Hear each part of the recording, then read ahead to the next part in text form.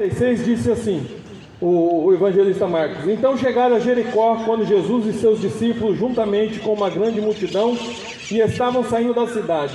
O filho de Timeu, Bartimeu, que era cego, estava sentado à beira do caminho, pedindo esmolas.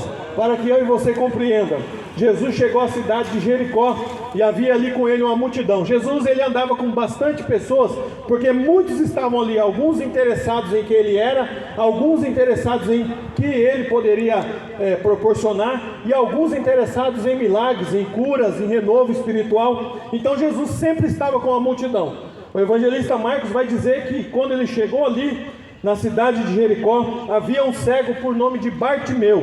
O nome dele não era Bartimeu, mas ele era conhecido como Bartimeu. Bar, que é um sufixo que quer dizer pai, e Timeu significava o nome do pai dele. Então automaticamente entendemos que esse cego era um filho de Timeu. E automaticamente, irmãos, entendendo a história, ele estava à beira do caminho. No versículo 47 diz que quando ele viu que era Jesus de Nazaré, o cego, ou sendo Bartimeu, começou a gritar: Jesus, filho de Davi, tem misericórdia de mim.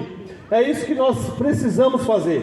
Jesus disse no Evangelho segundo Mateus, relata, capítulo 11, versículo 28, ele faz um convite a todos que estáis cansados.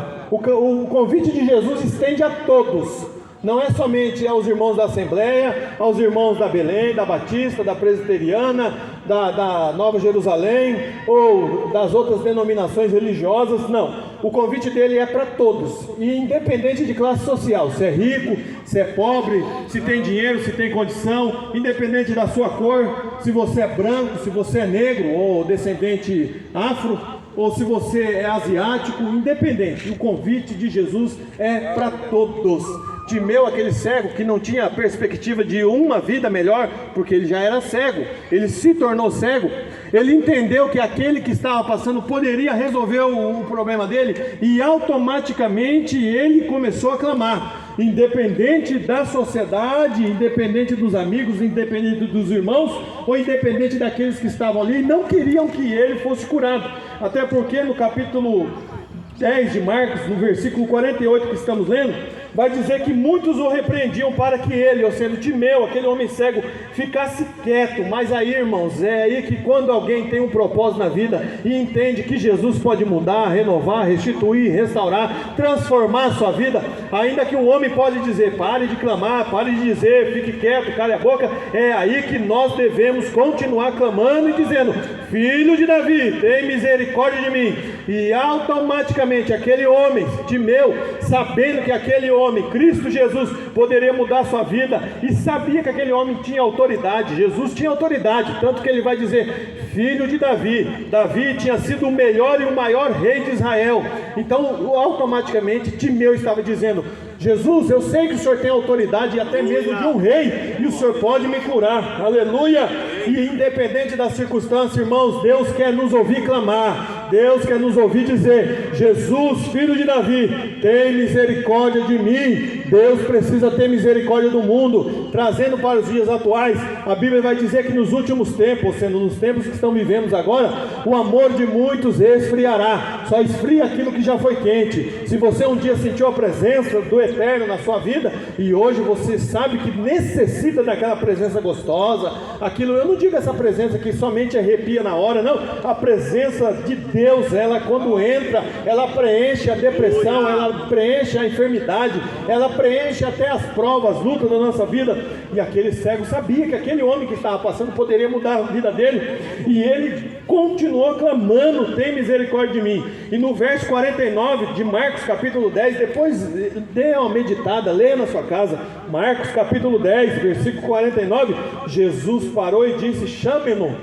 E é interessante que chamaram o cego, e ânimo, levanta-te, ele está chamando. Aquela multidão que estava criticando, que estava dizendo para ele calar a boca, para ele não clamar, agora recebeu uma ordem do Eterno, do seu soberano, do Senhor e Salvador Jesus Cristo, porque ele veio para libertar os cativos e oprimidos, e veio quebrar as astutas ciladas do diabo. Aleluia! E ali aqueles homens ali tiveram que receber aquela ordem e cumpri-la, e trouxeram ele, e automaticamente Bartimeu, ele lançando a sua capa, no verso 50 vai dizer, lançando sua capa para o lado, deu um salto, pôs-se em pé e dirigiu-se a Jesus. Aleluia! Olha aqui a disposição do homem para ir de encontro com Cristo.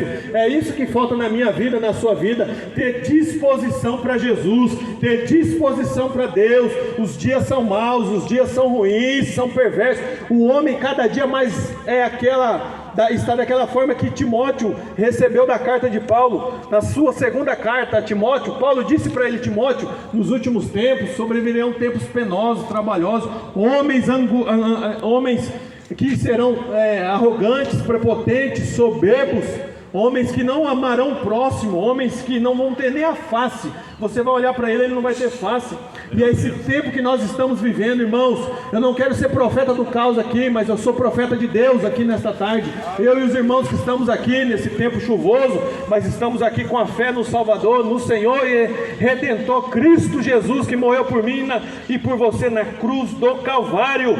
Bartimeu tinha uma capa, aquela capa significava um salvo-conduto da liderança dos romanos, dos reis, dos mestres, daqueles que tinham o poder ali naquela época. E Bartimeu poderia ficar mendigando ali dentro da cidade de Jericó. Não era permitido, a não ser que tivesse um salvo-conduto através de uma capa. E ali naquela hora, eu entendo que quando Bartimeu se desfez daquela capa, ele já levantou crendo na cura dele. Aleluia! Ele já levantou crendo na cura dele. E ele lançou a capa e se dirigiu a Jesus, e Jesus disse a ele: o que queres que eu te faça? E o cego respondeu: mestre, eu quero ver. E na mesma hora o milagre foi instantâneo. Aleluia! Sabe o que falta para mim e para você, amigo, irmão? É crer mais, é buscar mais, é ter mais fé e acreditar que existe um Deus no céu que pode mudar a nossa situação, que pode curar da enfermidade, do câncer, da AIDS, do Covid, que pode te tirar dessa depressão. Quantos não estão dentro dos seus lares, dentro da sua casa? Quantos não estão trancafiados dentro de um quarto? Por isso que Deus traz um povo doido com a caixa de som no meio da chuva para pregar a palavra dele, porque ele sabe que tem pessoas que precisam ouvir isso. Tem pessoas que precisam ouvir que Bartimeu era um cego, não tinha nada a oferecer para aquela multidão, mas mesmo sabendo que ele não tinha nada em troca, ele foi e acreditou, rompeu a multidão e gritou cada vez mais alto: Jesus, filho de Davi, tem misericórdia de mim. É disso que nós precisamos, exercer a nossa fé. Amigo, irmão, a fé vem pelo ouvir e ouvir a palavra de Deus. Bartimeu creu que Jesus podia mudar, e a vida dele foi mudada naquele dia, e ele passou a partir daquele dia a enxergar. E ele, como eu disse, ele foi um homem que tinha vista, ele foi cego, ele se tornou cego, tornaram ele cego, melhor dizendo, o Império Romano, devido à opressão. O Império Romano matou o pai dele, que era Timeu, e automaticamente naquela época o Império Romano ele cegava, matava, ele deixava os filhos aleijados para que os filhos não se revoltassem contra o Império Romano. E Timeu, esse cego que nós contamos essa história, foi uma dessas vítimas. Então ele foi cego pelo Império Romano, segundo a história secular diz. Mas ele naquele dia, o desejo dele de enxergar e de entender que aquele que estava com ele, aquele que estava passando no caminho, era Cristo Jesus. E é interessante, amigo, irmão, que ele estava à beira do caminho, irmão Antônio. Ele estava à beira do caminho. E o que fica na beira do caminho? Só fica lixo, só fica entulho.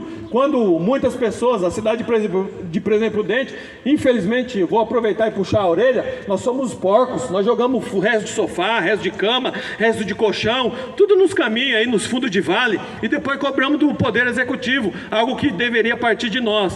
Então, o que eu quero dizer com isso? Na beira do caminho só fica o lixo que eu e você jogamos. Bartimeu estava na beira do caminho. Quando encontrou Jesus, que é o caminho, ele começou a participar do caminho. Aleluia!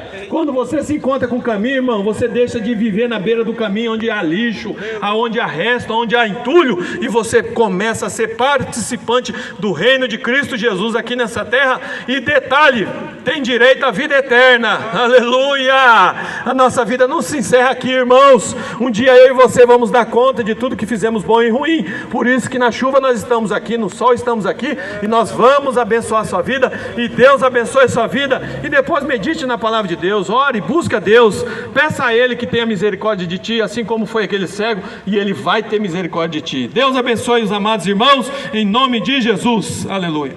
Graças a Deus, Deus abençoe o nosso querido irmão Verley, né, irmãos, por essa palavra